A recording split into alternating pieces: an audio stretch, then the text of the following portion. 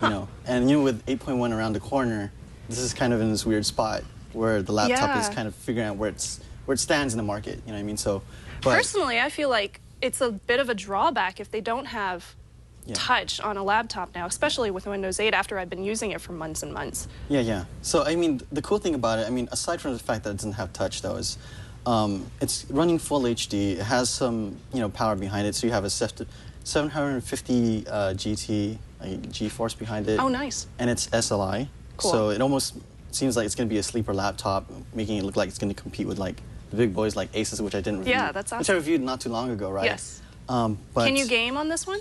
That's the thing. And so, I'll just get straight to it. I did a test on it with 3D Mark. Okay. And I ran a couple of games on it, like Portal 2, Patrick's favorite. Yes. And, Bioshock.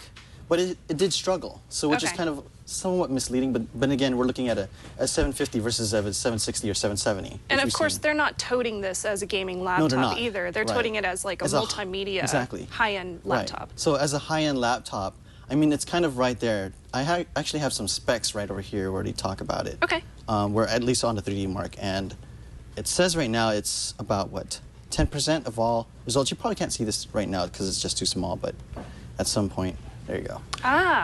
So it's 10% better than all the stuff that's been, I guess, running 3D Mark 11. So it's a little bit slower than your standard gaming laptop. Take down the brightness just a little bit for us. Maybe you could just do this. Yeah, maybe the brightness is a little too bright. Do you have it up all the way? Yeah, I could always zoom in a little bit. It gets really bright. So how about that? There you go. Very nice. So for something like this, I mean, if you're looking at performance, it's somewhere along the lines of someone wanting to watch a bunch of videos, do some work on Photoshop, do some work on Premiere. Okay. So it works for that. But if you're going to game on it, then you're a little bit short from that. Yeah. What kind of screen resolution do you get on it? So it's the full HD. You got 1920 by 1080. Okay. And it has a couple of things going on for it. So aside from the resolution and some pretty good power behind it, you got some nice speakers here. They're all JBL. And you have an HD webcam and some other stuff here. You have this thing called Ultra Bay, which replaces the drives with SLI video cards. So interesting. You'll feel a little bit of the heat on the side from here. You feel that? Oh yeah, you can feel it coming out just a little bit. Yeah, you'll feel it a little bit more as you're working with more like CPU-intensive applications like Premiere and Photoshop. But I mean, for the most part, I mean, this is what it's for. Yes, that's true. Now, speaking of Photoshop, it's really important that you're able to use the keyboard and the touchpad really, really well for those programs. Do you like this keyboard and the touchpad? So the keyboard is actually pretty nice, and it's a full keyboard along with some cursor keys here. I don't know if you guys can see this, but it's the number pad is actually nicely placed. The keys are a little bit smaller than what I'm used to because there's a little bit more spacing than what I'm used to seeing with other laptops. But the cool thing is it's backlit, like you expect from other laptops. And then you have double gesture based, so you have multi-touching on your trackpad, so that's cool, right? So, but it still doesn't get away from the fact that it's in this weird spot where it's a laptop and then Windows is in this transition of going to touch, and Lenovo is like in this weird space where it's like, well, this is a good laptop and you provide a lot of value for the dollar. Yeah. And I think for the most part it does provide it, but it's in a weird situation right now. Yeah. But it runs Haswell, so. Oh, that's good. So cool are you running a i5 or i7? It's i7. i7, okay, great. So when you're, at least for most of the apps that I'm running on here, it lasts for at least 6 or 7 hours. Oh, wow. And when you're running a game or anything like that, something that's intensive, then you're looking at 3 or 4 hours. Yeah. So. That's not bad. Yeah, Haswell's doing its job. Yeah. Outside of that, aesthetics-wise, it's kind of a fingerprint magnet. Yes. So I mean, when you're looking, I did notice that on your trackpad. Yeah, when you're dealing with like aluminum, brushed aluminum, it's kind of like, you kind of get that feeling that you're going to have some kind of touch. I mean, if you could see this right here, here's a little bit of the, oh yeah, I see that. Yeah.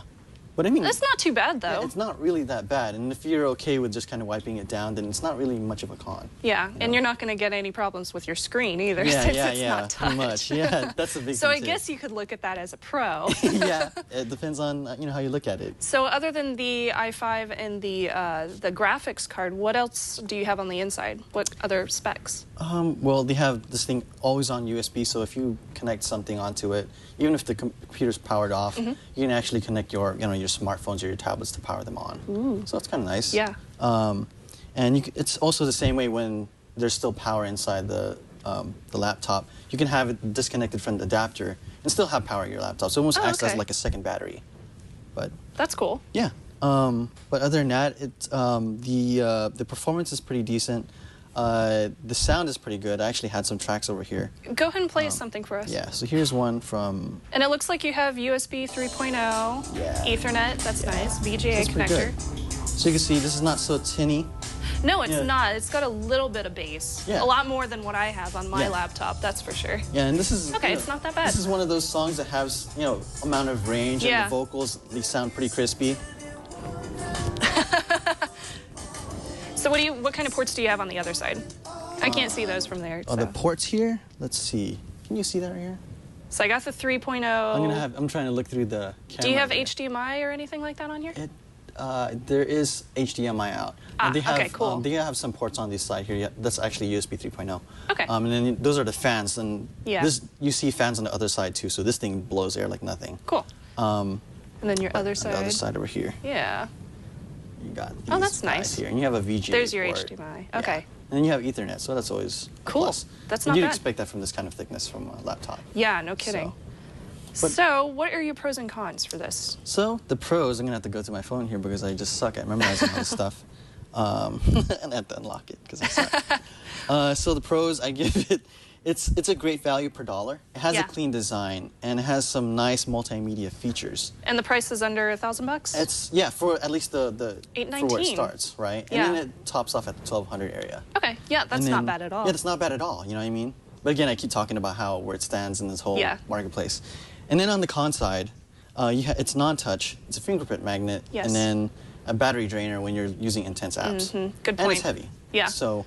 And nowadays, we're starting to see more Ultrabooks. We're starting to see more touch-based stuff. That's very true, yeah. Touch is becoming more and more important in this day and age. Not necessarily for gaming laptops, but for, people that use it on a daily basis just for regular, processing and whatnot. Yeah. So what is your verdict?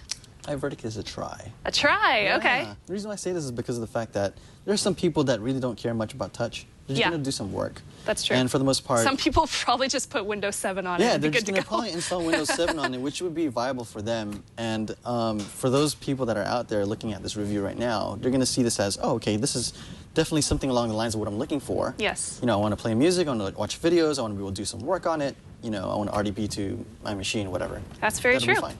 Yeah, I think it's a mid-range machine. Yeah. It's high-end, but in a mid-range of all the other high-end laptops that are available out there. Personally, it's not.